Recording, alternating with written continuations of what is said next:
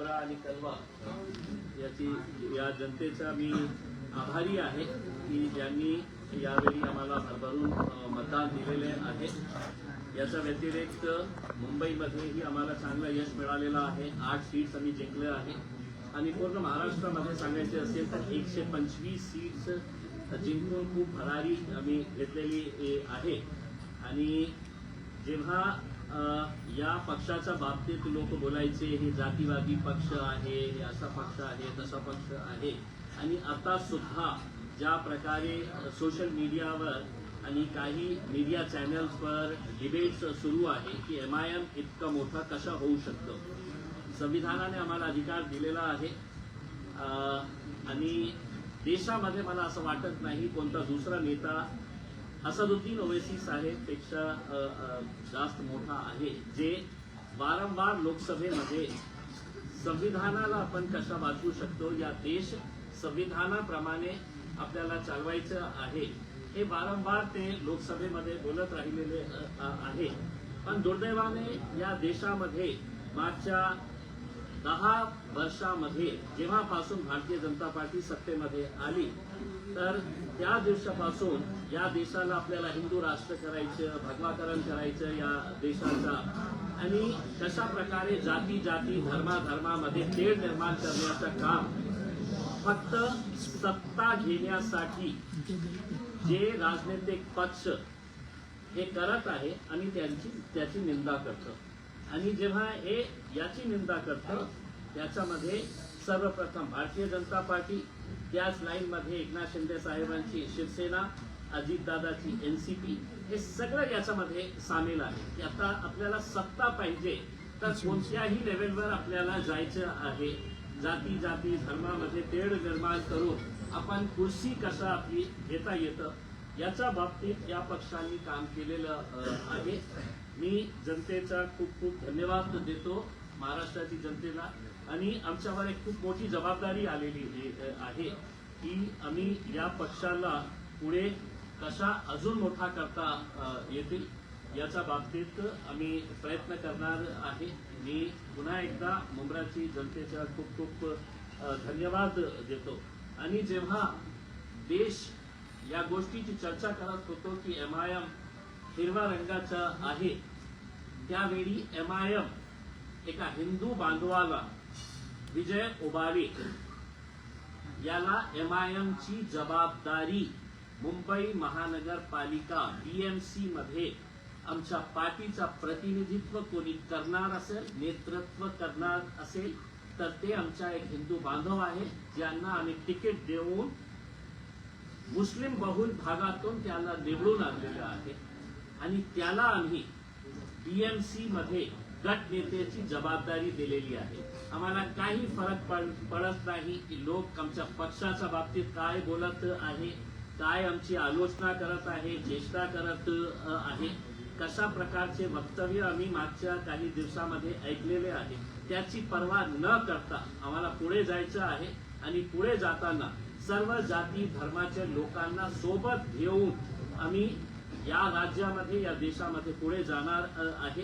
अनेक शहरामध्ये तुम्ही बघा की किती SC लोकांना, शेड्यूल कास्ट लोकांना आम्ही निवडून आणलेले आहे, शेड्यूल ट्राईब लोकांना आम्ही निवडून आणलेले आहे, OBC हिंदू समाजाच्या लोकांना आम्ही निवडून आणलेले आहे। या 125 मध्ये कोणकोणत्या जातीचे धर्माचे लोक आहे याच्या बाबतीत आपण एकदा त्याच्या बाबतीत थोडासा विश्लेषण केलं तर आपल्याला चांगलं होईल। या मुंब्र्यामध्येही जेव्हा आपण हिरवा, भगवा, निळा याच्या बाबतीत हे करत होते, आमचे भाऊ सारंग भाऊ, मयूर सारंग, हे MIM त्यांना तिकीट दिलं आणि आमची प्रामाणिक इच्छा होती की यांनीही निवडून यायला पाहिजे होतं। आता या जिल्हा परिषदच्या निवडणूक सुरू आहे, एक उदाहरण म्हणून आपल्याला सांगतो की जे पंचायत समितीचे, माझ्याकडे जिल्हा परिषदचे आम्ही 6 सीट्स लढत आहे आणि पंचायत समितीचे आम्ही 15 सीट्स लढत आहे। त्या 15 पैकी 9 जे आहे ते हिंदू समाजाचे आहे, त्याच्यामध्ये मराठा समाजातले आहे, हिंदू समाजातले, OBC समाजातले लोक आहे, त्यांना आम्ही तिकीट दिलेले आहे। लाईन मध्ये उभे राहून ते आमच्या तिकीट मागत होते। मग एका साईडला जनता आमच्या सोबत जनताचा विश्वास जे आहे ते MIM वर वाढत चाललेला आहे. ओवेसी साहेबांना त्यांनी बघितलेले आहे की जेव्हा या देशावर जेव्हा हल्ला चढवण्यात आलं होतं, एकमेव नेता होता की ज्यांनी विदेशात जाऊन नाही हे धरती आमची आहे, हा देश आमचा आहे, त्यांनी कशा प्रामाणिकपणे आपली भूमिका मांडली होती, लोकसभेमध्ये कशी प्रामाणिकपणे आपली भूमिका मांडली होती. आता जेव्हा ज्या पक्षांचा पराभव होतो तर त्यांना असं वाटतं की सगळ्यात सॉफ्ट पंचिंग बॅग कोण आहे, तर MIM पक्ष आहे. हम हारे तो परेशानी होती है कि हम किसी को जिताने के लिए आए हैं और अब हम जीते हैं तो उसकी परेशानी हो रही है कि ये जीते कैसा है. तो ये तो हमारे लिए बड़ी दिक्कत की बात हो गई है कि हम हारना भी नहीं और जीतना भी नहीं है करके. तो ऐसी सिचुएशन के अंदर आपने लेकर आए, लेकिन हमें कोई फर्क नहीं पड़ता है. जिसको बोलना नहीं बोल रहा हूं मैं, जिसको भोंकना है वो भोंकते रहे, हमें कोई फर्क नहीं पड़ने वाला है. इसके बाद आगे के आपके अगर जो भी सवाल होंगे तो हम आपके हमने गले में आज जो भगवा पहने हैं, क्या इसका भी कोई मकसद है? देखिए, मेरी गाड़ी के अंदर भगवा भी था, हरा भी था, नीला भी था, पीला भी था, सफेद भी था. अफसोस इस बात का ये हो गया है कि आपने इस देश को रंगों के अंदर बांट दिया है. कोई हुकूमत, कोई संविधान, कोई कानून ये नहीं कहता है कि ये रंग जो है ये किसी एक विशिष्ट जाति से जुड़ा हुआ है करके. मैंने हरा रंग भी पहना हुआ था, अभी मुझे किसी ने गाड़ी में चढ़ते चढ़ते ये रंग ये पहना दिया तो मैंने ये भी पहन लिया है करके. लेकिन लोगों को ऐसा लग रहा है कि साहब ये रंग जो है ना, ये जात के साथ, ये रंग ये जात के साथ, ये रंग ये जात के साथ, ऐसा कुछ नहीं है साहब. और जिन लोगों की घटिया सोच होती है वो इस तरह के फालतू मुद्दों के ऊपर व्यस्त रहते हैं. लेकिन सर कहीं ना कहीं सुमैया जी को जो कि हरे रंग से बड़ा ही तकलीफ थी, उन्होंने कई सवाल उठाए, चार्जशीट को लेकर कंप्लेंट्स भी की. देखिए, अब चूंकि अब आप लोगों ने बात शुरू ही की है तो मैं आप लोगों को कुछ भारतीय जनता पार्टी के नेताओं के कुछ बयान आपको सुनाना चाहता हूं, जिसमें से एक दो ही बयान आपको सुनाऊंगा. मैं ज्यादा ना तो फालतू चीजों के अंदर मैं ये करता हूं. तो अगर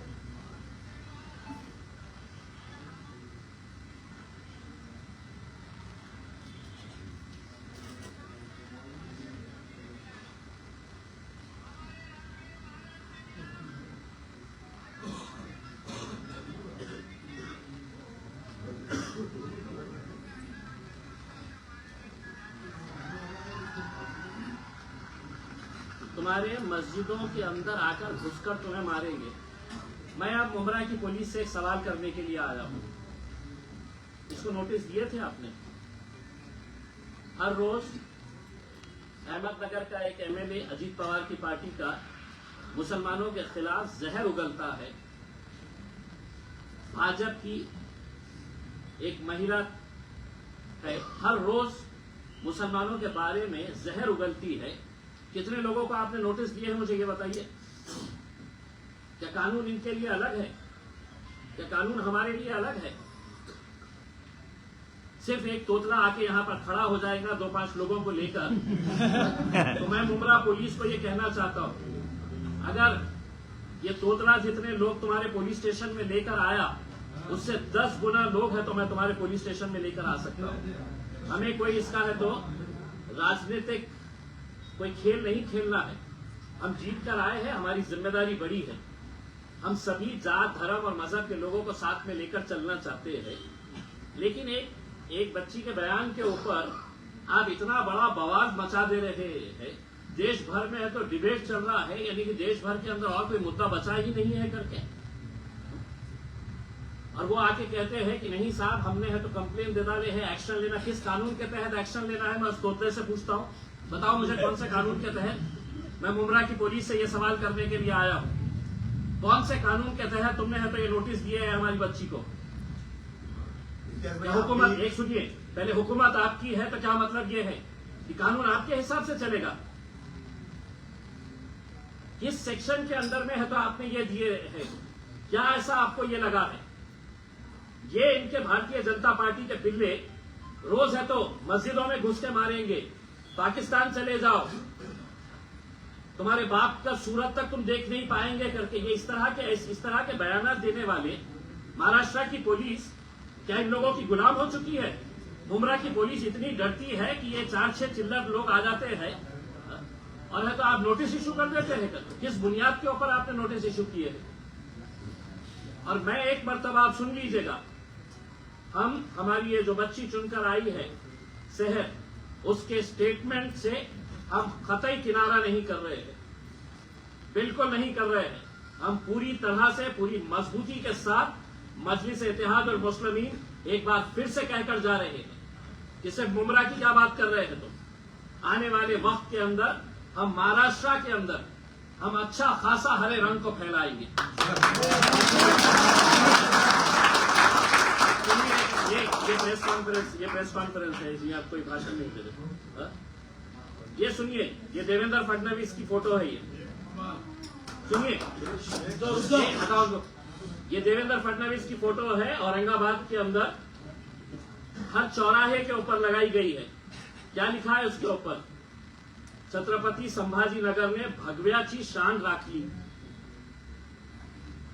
तुमच्यासाठी भगव्याची शान राखली आणि आमची मुली जेव्हा हे म्हणतं इन्हें आम्ही हिरवा रंग मुंबऱ्यामध्ये हे करणार आहे, तर इतकं वाईट कि उसके ऊपर आप है तो डराने धमकाने नोटिस इश्यू करने की बात कर रहे हैं करके।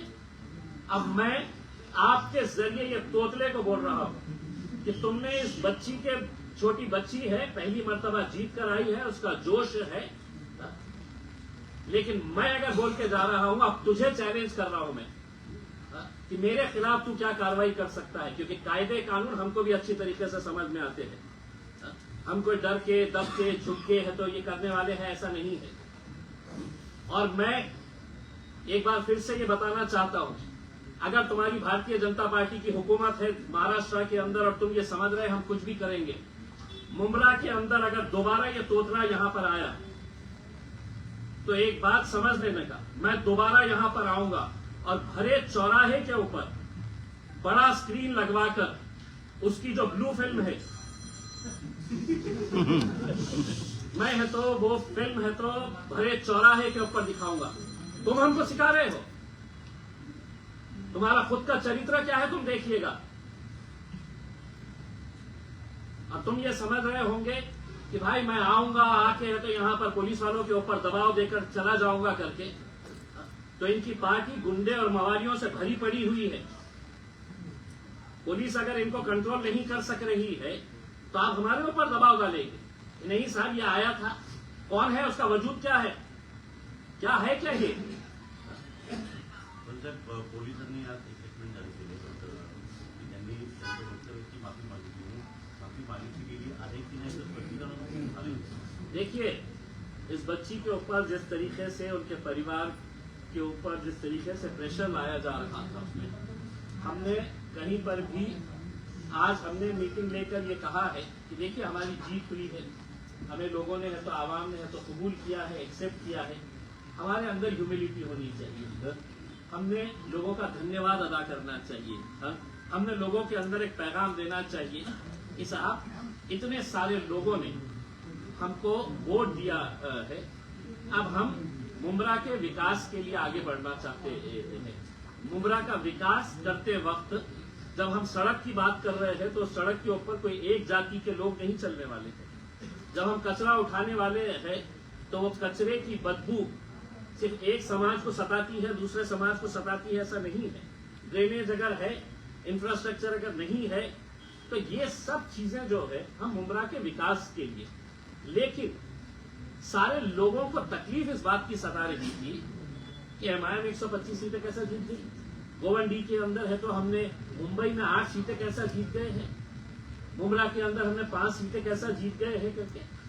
भाई आप लोगों की ये जिम्मेदारी थी कि एक यंग लड़की, पढ़ी लिखी, हाईली एजुकेटेड बच्ची, जिसको कितने दिन सताया गया है उसके परिवार वालों को कि हम टिकट दे रहे, अभी दे रहे, सुबह दे रहे, रात में दे रहे, आधी रात को दे रहे हैं करके, उसमें मेहनत करे, रास्ते के ऊपर आए, लड़े झगड़े, उसके ऊपर पुलिस नोटिस दे रही है। और नोटिस देकर हमने कल साफ कर दिया था, मैंने खुद ने, मेरे पार्टी के अध्यक्ष बैरिस्टर असदुद्दीन अवैसी साहब ने, हमने अपने तौर के ऊपर यह फैसला किया था कि शहर ने जो भी स्टेटमेंट दी है वो पार्टी का स्टेटमेंट है। पार्टी उसके साथ पूरी तरीके से खड़ी हुई है। लेकिन अगर तुम लोकल लेवल के ऊपर कि पुलिस वाले आने वाले हैं, पुलिस वाले आके उठा के लेकर जाएंगे, ये करेंगे करके उसके अंदर, तो आज ये स्टेटमेंट शहर का खत्म हो चुका है। अब इम्तियाज जलील ये स्टेटमेंट देकर जा रहा है और वो तोतले को बोलकर जा रहा है, तू एक बच्ची को बच्ची समझकर तू समझ ये कर रहा था, अब मेरे खिलाफ तुझे क्या कार्रवाई करने का है कर। सर, लिखित में पुलिस को माफीनामा दिए क्या? माफीनामा दिला है कि माफीनामा एक लेटर वायरल हुआ है, लेटर Yes, वायरल sir. हुआ, एक लेटर वायरल हुआ है जो कॉपी टू किरीट सोमैया है और वो पुलिस ने दिया और उसमें उन्होंने कहा है कि शहर ने नोटिस के बाद पुलिस डिपार्टमेंट में आकर के स्टेटमेंट दिया है और उस स्टेटमेंट में लिखित में उस अपने बयान के लिए शहर ने माफी मांगी है। साहेब मराठी काय आहे हिंदी पण काय आहे की सहरला आम्ही प्रश्न विचारलं होतो याच्या बाबतीत आणि तिला स्पष्टपणे आम्ही सांगितलं होतं कोणत्याही प्रकारे आपल्याला माफी मागायची नाही आहे। आणि तिला जे स्टेटमेंट त्यांनी दिलेली आहे तर त्यांनी स्पष्टपणे सांगितलेली आहे की मुंबईला हिरवा करायचा आहे, मुंब्राला सॉरी, जशा गिरीश महाजन नाशिकला सगळं हिरवं जे होतं ना ते कापण्याची तयारी करत होते ते। गिरीश महाजन को हतो नासिक से हतो हिरवा चाहिए ही नहीं था। हाँ? पूरी का पूरा नासिक एक साथ आ गया है कि नहीं, बोला साहब हमको हिरवा बचाने का है करके, हरियाली बचाने का है करके उसमें। हाँ? आप इसको इस नजरिए से क्यों नहीं देख रहे हैं कि 26 जनवरी आने वाला है और शहर ने अपनी यंग टीम के साथ ये फैसला किया था कि हम मुंब्रा के अंदर हरियाली ही हरियाली लगाएंगे करके, मुंबई को हरा भरा कर देंगे करके। और ये तो सिर्फ मुंब्रा को हरा भरा करने की बात कर रहे हैं, हम तो देश को हरा भरा करने की बात कर रहे हैं। आपको हरा ऐसा लग गया ये तो कोई तो भी आतंकी शब्द है, ये तो एक कोई तो भी दहशतगर्दी का कोई तो भी एक शब्द का इस्तेमाल किया गया है करके उसमें। इम्तियाज भाई क्या हुआ? बाद में आपने जो देवेंद्र मराठी में फडणवीस बोला अपना होर्डिंग लगाकर अगर ये कह सकता है कि छत्रपती संभाजीनगर ने भगवाकरण केलेला आहे करके, इम्तियाज भाई इसी सवाल में आपने मराठी में जवाब की शुरुआत की थी, वही जवाब हिंदी में हिंदी में दोहराया। भी बोलिए। त्यांचा प्रश्न हा पब्लिक आहे के की कमेंट आ रहे हैं कि आप उसको हिंदी में भी बोलिए। माफी दिला आहे का पोलिसांमध्ये? कारण पोलिसांचं अधिकृत पत्र आहे, अधिकृत पत्र आहे. बघा काय आहे, काय आहे की इतकी सर हिंदी, लाचार- सर स्टार्टिंग का हिंदी में बोल दीजिए जो आपने स्टार्ट किया। मैंने सुनिए, इतनी लाचार मुंब्रा पुलिस को चंद मवाली गुंडे भारतीय जनता पार्टी के पदाधिकारी होंगे, हाँ? लेकिन मैं समझता हूं कि मुंब्रा के सीनियर पीआई साहब ने वो तोतले से पूछना चाहिए था कि भाई तू वो बच्ची के बारे में है तो सवाल उठा रहा है, ये तेरा एक वीडियो देखा है क्या करके? सीनियर साहब को मैं भिजाऊं क्या उनका वीडियो, किरीट सोमैया का वीडियो भिजाऊं मैं? हाँ? तो आप इस बच्ची के ऊपर उनके परिवार वालों के ऊपर जितना प्रेशर लेकर आ रहे हैं, हाँ? अब अगर ये बच्ची को ऐसा लगता है कि मेरे ऊपर बहुत ज्यादा प्रेशर आया है, मेरे काम का फोकस हट रहा है, इतने ज्यादा हेट मैसेज सोशल मीडिया के ऊपर उसके खिलाफ ये किया जा रहा है एज इफ कोई एक नया टेररिस्ट इस देश के अंदर आ गया है। भाई हरे रंग का उन्हें भगवे रंग का बोले हैं। इस देश के अंदर एक नचनिया है, सुनिए, हर दूसरे दिन हाँ? मुसलमानों पाकिस्तान चले जाओ करके, क्यों उसके जहेज में आया था हिंदुस्तान?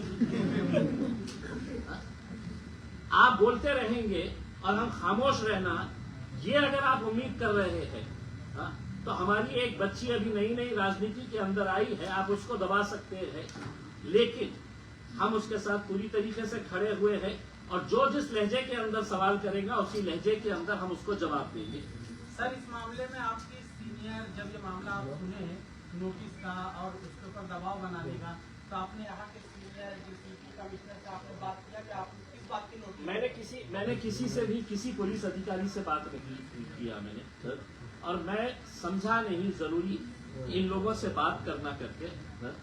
तुमने नोटिस दिए, हम उस नोटिस को तो सुप्रीम कोर्ट तक लेके जाने की हमारी तैयारी। इम्तियाज भाई आप भी राजनीति में आने से पहले पत्रकार थे, ऐसे ही सवाल आप भी किया करते थे। शहर के स्टेटमेंट में कौन सा पार्ट आपको ऑब्जेक्शनेबल लग रहा है? कोई भी नहीं, इसीलिए तो मैं बोल के जा रहा हूँ ना, शहर ने तो सिर्फ मुमरा के बारे में बोली है कि मुमरा को हरा करना है, मैं तो पूरे देश को हरा करने की बात कर रहा हूँ, हरा भरा करने की बात कर रहा हूँ, देश में झाड़ लगाने की बात कर रहा हूँ, पेड़ पौधे लगाने की लोगों बात का ये कर कहना रहा है हूँ। उन्होंने अगर झाड़ लगाने का वर्ड बोला होता तो माना जाता, जरूर। उन्होंने सिर्फ हरा बोला गया, तो लोगों का यही कमेंट आता है। ये लोगों का नहीं है, कुछ फालतू लोगों का है, जिसको है तो अकल कम होती है ना, वो कुछ ना कुछ तभी ढूंढते रहते हैं। डिप्टी सीएम एकनाथ शिंदे कह रहे हैं कि मुमरा तो बहुत छोटा है, थाने पूरा भगवा है, तो ये छोटे मोटे नेता छोटी मोटी बात क्या करके करेंगे, इस पर क्या?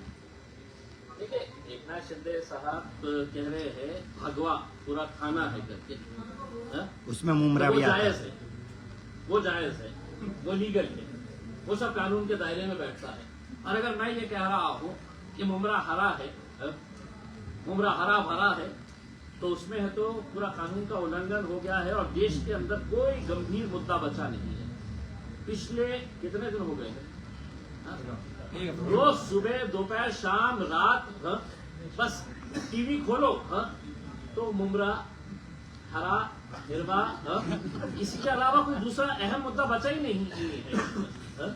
इम्तियाज भाई अभी आप और एकनाथ शिंदे साहब हमको नहीं बताए थे। अगर एकनाथ शिंदे साहब के लिए अगर मैं मुंह खोला तो फिर मेरे हिसाब से उनके लिए भी तकलीफ हो जाएगी। अब हम सुनकर आए हैं, सर, उनका भी साथ चाहिए, खाने क्यों ना यहाँ के सर्वे सर्वा है उसमें, लेकिन उनको एक बात बता देना चाहता हूँ, भाजपा कब आपको उठाकर फेंकने वाली है, अब इंतजार करिए कितने दिन आप बचे हुए हैं। इम्तियाज भाई शहर की तरफ आते हैं, इम्तियाज भाई शहर की तरफ आते हैं। 5 नगर सेवक मिले इस चुनाव में आपकी पार्टी को, 5 से 25 बनाने की अगली रणनीति क्या होगी, किस तरीके से एमआईएम अपनी देखिए, हमने अंदर बैठ के है तो यही बात किए है कि हमारे जो बाकी के जो एक पैनल 9,500 वोट एक ने लिया है, 9,000 9,500 लोग, इसका मतलब ये है कि 9,500 लोगों ने आपको अपना नेता कबूल किया है, मान लिया है। तो आपको लोगों के बीच में रहना है, लोगों के बीच में रह के आपको काम करना है, और यकीनन ये आंकड़ा बहुत बढ़ेगा और अच्छे तरीके से और भी गुमराह के अंदर मजलिस कैसे फैल सकती है, देश में कैसे फैल सकती है, हरा भरा मजलिस को कैसा किया जा सकता है, करेंगे इस तरीके से। एकंदरीत तुमचे जेवढे कॅन्डिडेट होते त्यांनी एकंदरीत 70 ते 80,000 पर्यंत मतं घेतलेली आहे. येणाऱ्या विधानसभा निवडणुकीमध्ये याचा फटका जो आहे तो स्थानिक आमदार जे आहेत त्यांना बसू शकतो का? तुमच्या माध्यमातून कुठला कॅन्डिडेट जो आहे आम्हाला काही देणं घेणं नाही, कोणाला फटका बसणार, कोणी टपकणार, कोणाचं काय होणार करके आम्ही आमच्या बाबतीत विचार करणार। आम्ही जिथे निवडून येऊ शकतो आम्ही त्या ताकदीने आम्ही इलेक्शन लढणार आणि स्वाभाविक आहे हजारोंच्या संख्येने जेव्हा लोक तुम्हाला मतदान करतात तो हवा बदल रही है हे समजलं। कारण का आव्हाडांच्याच विरोधामध्ये भाषणामध्ये वक्तव्य दिलं होती आणि त्यांच्यात एक जे आमदार आहेत दिलानी गोष्टीचे आमदार आहेत म्हणून त्यांना असं विचारलं की आता जी ताकद वाढली त्याला विधानसभामध्ये एमआयएम तिथे पूर्ण तिथे आपला आमदार इच्छा तर आहे, खूप इच्छा आहे। आमदार काय उस खासदार तरह की तैयारी करेंगे क्या, वो ऐसा पूछ रहे दोनों का पूछना ऐसा। खासदारकीचाही विचार करू शकतो। क्या है कि एक मर्तबा जीत हासिल होने के बाद आपके भी हौसले बुलंद होते थे। आज तक हमारे पास जो नौजवान तबका था, यंगस्टर्स थे, वो मजलिस के साथ जुड़े। अब आज हमारे पास डॉक्टर आसिफ जैसे लोग हैं, के जैसे बिल्डर है, और भी अच्छे अच्छे लोग जो है वो आज मजलिस के साथ जुड़ रहे हैं। और समाजवादी पार्टी के बड़े बड़े नेता हमारे साथ, मन्नान भाई समाजवादी पार्टी के अध्यक्ष हैं।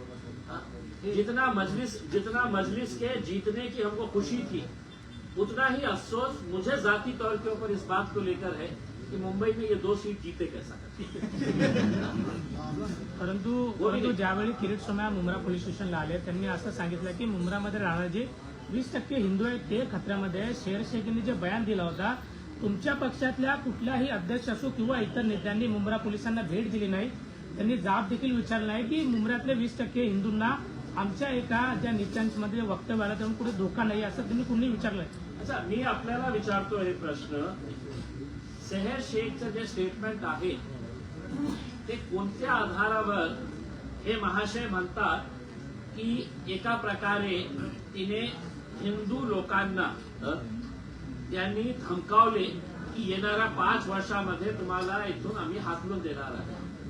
आम्ही असं म्हटलं असते, तिचं स्टेटमेंट असं असलं असतं तर एक हिंदू भाऊ आज आमच्या स्टेजवर सोबत आहे का नाही आहे? असं असलं असतं तर मुंबईमध्ये गोवंडीमध्ये आम्ही विजय ओबाळेला आमच्या पार्टीची पूर्ण जबाबदारी बॉम्बे म्युनिसिपल कॉर्पोरेशन मध्ये गट नेता म्हणून म्हणजे विजय ओबाळेला त्यांनी स्वीकारली असती. ते तर म्हटलं असतं की साहेब तुमची कॉर्पोरेटरने असं म्हटलेले आहे की आम्ही सगळं हिंदूला. काही नाही आहे. यांना काय आहे की चीप पब्लिसिटी पाहिजे असतं. चीप पब्लिसिटी साठी ते कोणत्याही खालच्या लेवलवर जातं. आणि भारतीय जनता पार्टीच्या काही नेत्यांना अशी सवय लागलेली आहे कि जहां पर भीड़ दिख गई वहां पे पहुंच जाओ. उनको मालूम है कि फुकट में मजलिस के नाम के ऊपर कुछ तो मिल जाएगा. तर त्याच्यामध्ये आमचे एक अमरावतीची एक बाई आहे, तिला एमआयएम शिवाय काही जमत नहीं. इम्तियाज भाई, लेकिन भारतीय उसी को जनता तो पार्टी से एक छोटा सा एक नेता बीजेपी वाले ही मांग कर रहे हैं क्या? कि उसी को पार्टी से निकालो, जिसका आप जिक्र कर रहे हैं अमरावती वाली का. हाँ. खुद बीजेपी वाले अभी वहाँ के लोकल कार्यकर्ता जो है वो डिमांड कर रहे हैं कि उसको पार्टी से निकाला जाए देखिए इसी मनपा चुनावों के बाद. देखिए मैंने अभी उनका एक स्टेटमेंट सुना है कि इस देश के अंदर अगर रहना होगा तो सिर्फ भगवा और नीला चलेगा. इनको तो नीला भी नहीं चलता है सर. वो तो जरूरत है इसलिए वो नहीं. नीला भी नहीं चलता है. पहले वो सोच रहे हैं कि हरे को निपटाए फिर नीले पे आए करके उसने. उनकी षड्यंत्र उनकी साजिश यही है, लेकिन उनको ये नहीं मालूम है कि हरे को निपटाने के चक्कर के अंदर नीला भी हमारे साथ जुड़ा हुआ है और अब भगवा भी हमारे साथ में आ गया है. क्योंकि धीरे धीरे लोगों को ये बात समझ में आ रही है. जिस एकनाथ शिंदे साहब का आप जिक्र कर रही है मैडम, एक खासदार, 5 आमदार, एक पालक मंत्री मेरे शहर के अंदर. हमने 33 सीटें जीते, वो 13 सीटें जीते. इसी को जोड़ के सवाल है कि बीएमसी चुनाव में 2 भाई साथ भी आए, उसमें से एक भाई की पार्टी आपसे भी कम सीट लेकर आई. क्या कहेंगे स्थिति पर, जिस तरह की भविष्य में स्थिति बन रही है? देखिए लोगों को समझ में आ रहा है, लोगों को समझ में आ रहा है कि राजनीति के अंदर कैसे घटिया घटिया खेल किए जा रहे हैं. जो एकनाथ शिंदे साहब है तो हमारे ऊपर उंगली उठा रहे हैं. आज हमारे पास अगर पैसा रहेगा तो हम भी हेलीकॉप्टर लेके जाकर उनको गुवाहाटी टहला के लेके आ सकते हैं. ये इतना खुले तौर के ऊपर कोई बोलता नहीं है, हम बोलेंगे. आपकी इजाजत हो सिर्फ एक सवाल शहर से है. इसी टॉपिक साहेब, आपके पार्टी ने जो स्टँड लिया साहेब, पण ज्या पद्धतीने किरीट सोमय्या यांनी मुंब्रा पोलिसांना भेट दिली, त्यांनी आज सांगितलं की शहर शेखने जे माफीनामा लिहून दिलेला आहे ते मला मान्य आहे, आता याच्या पुढे काहीच नाही आहे. आणि त्यांनी असंही सांगितलं की राज्यामध्ये देवेंद्र फडणवीस यांची सरकार आहे, त्यामुळे कोणालाही घाबरायची गरज नाही असं त्यांनीच म्हणाले. या माणसाला तू आहे कोण रे बाबा? काय आहे तू? कोणची कॉन्स्टिट्यूशन पोस्टवर बसलेला आहे? कोणता अधिकार आहे तुम्हाला की आम्हाला मान्य आहे, आम्ही पोलीस स्टेशनला गेलं? अरे आता मी जाऊ शकतो ना पोलीस स्टेशनला आणि बघायचं आहे का तो तोतऱ्याला की मी किती लोकांना घेऊन जाऊ शकतो? जाऊ शकतो ना बाबा. पण असं दाखवायचं की म्हणजे खूप महान आहे, खूप मोठा नेता आहे. अरे चिल्लर आता आम्ही गिनतच नाही त्याला. म्हणजे माझ्यासाठी म्हणजे हे किरीट सोमय्या सारखे चिल्लर लोकांना मी मतलब भावच देत नाही आहे. त्यांचं काम काय राहिलेलं आहे? शहरामध्ये जायचं, तुमचा बद तिथे पैसे खातात. पुलिस वाले परेशान हो जाते साहब. मेरे भाई पुलिस वाला बोला कि साहब वो उसमें आता है, हमको उसकी प्रॉब्लम हो जाता है, उन्हें क्या बोलता है और हमको समझ में नहीं आता है. तो अब ये लोगों को क्या हो गया है कि इनको ऐसा लगता है कि हम एमआईएम के अगेंस्ट नहीं बोले तो हमको मीडिया वाले दिखाएंगे नहीं, मीडिया वाले हमारे पीछे आएंगे ही नहीं करके उसमें. तो एमआईएम के खिलाफ बोलते रहो तो मीडिया वाले बूम लेके घूमते रहेंगे उसमें. शहर मैं बोल क्या होगा शहर की तरफ. एक मिनट त्यांच्या माध्यमातून एक क्लॅरिफिकेशन मिळू द्या फक्त. स्टँड जो पार्टी का है, प्रोटोकॉल के हिसाब से मैंने पार्टी का शहर की तरफ से आप ये समझ लीजिएगा कि मैं शहर की तरफ से बोल रहा हूँ. आप शहर दोनच शब्द साहेब, दोनच शब्द त्यांच्याकडनं, 2 शब्द. हाँ, ये है. हाँ, उतना तो मैं भी चाहूंगा, उतना तो मैं भी चाहूंगा. ये रिकॉर्ड करिए आप लोग, बोलिए कैसे हराया.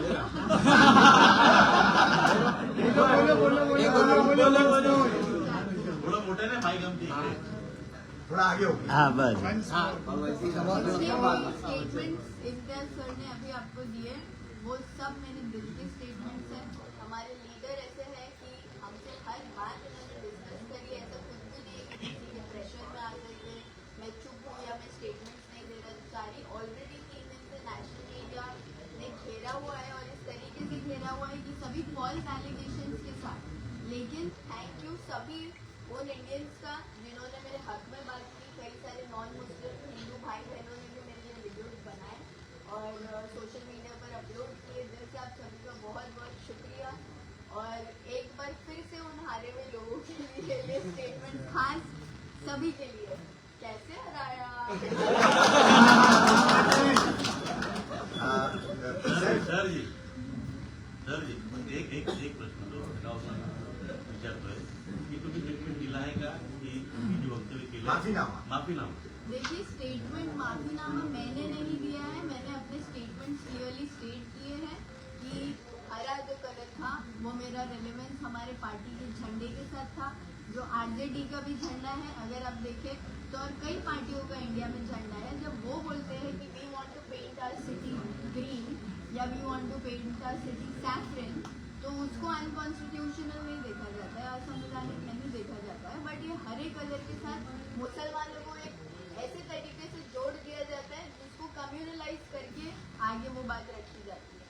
बट ये फॉल्स एलिगेशन है। जो लोग हमको जानते हैं, जो लोग MIM पार्टी में बिलीव रखते हैं, हमारे सभी सपोर्टर्स और वो हिंदू भाई बहन भी है। हम सिर्फ हिंदुस्तान मुसलमानों का नहीं है, हिंदू भाई बहन अलग अलग धर्म जाति कई सारे लोग मिलकर के रहते हैं और उनका सपोर्ट रहा है। तो ये लोगों के लिए जवाब है कि आप हिंदू मुसलमान की राजनीति करना बंद करें। MIM पार्टी एक पावर में आ रही है अल्हम्दुलिल्लाह। और किसी को इससे भी प्रॉब्लम है कि हम अल्हम्दुलिल्लाह बोलते हैं, इंशाल्लाह बोलते हैं, उसका मतलब इतनी मीडिया है तो एक बार क्लियर कर दूं, अल्हम्दुलिल्लाह का मतलब है कि थैंक गॉड और इंशाल्लाह का मतलब है गॉड विलिंग। तो अगर हम अपने सेंटेंसेस में यूज करते हैं, हमारा बिलीफ है कि अगर अल्लाह ने चाहा तो, और हर सेंटेंस में हम अपने भगवान का जैसे लोग शुक्रिया अदा करते हैं वैसे हम अपने अल्लाह का शुक्रिया अदा करते हैं। तो हम इस चीज़ को मेंशन करना जरूरी समझते हैं। इससे कोई धार्मिक भावनाएं हर्ट नहीं होती। जैसे उन लोगों की एक भाषा है, ये हमारी भाषा है। तो प्लीज इस पर और धार्मिक राजनीति करना बंद करें। आज के बाद अगर आपको मुझे कवर करना है तो सिर्फ और सिर्फ मेरे काम को कवर करें। दूसरा एक मुद्दा सर जी, ठीक है, आखिरी प्रोटोकॉल है आगे की क्या लोकल तुम्ही भेट घेणार आहे किंवा लोकल त्याच्यावर काय नाही खरं खोटं काय सर जी तुम्ही भेट घेणार आहात का? आपण भेट घेणार आहे सुनिए, इनकी तरफ से मैं बोलता हूँ, अगर मुमरा के विकास के लिए अगर हमारे पूरे कॉर्पोरेटर्स को मुख्यमंत्री के पास जाना पड़े, उप मुख्यमंत्री के पास जाना पड़े, वो एक पद के ऊपर बैठे हुए हैं। पैसा है तो आसमान से नहीं आता है, ना जमीन से उगता है। अगर हमारे शहर के विकास के लिए अगर हमारे पूरी की पूरी टीम को अगर जाना पड़े किसी के पास तो यकीनन जाएंगे। और हम पार्टी की तरफ से उनको ये इख्तियार देते हैं कि अपने शहर के विकास के लिए अगर आपको जिस किसी के पास जाकर अगर शहर का विकास होता है तो उसके लिए जरूर जाए।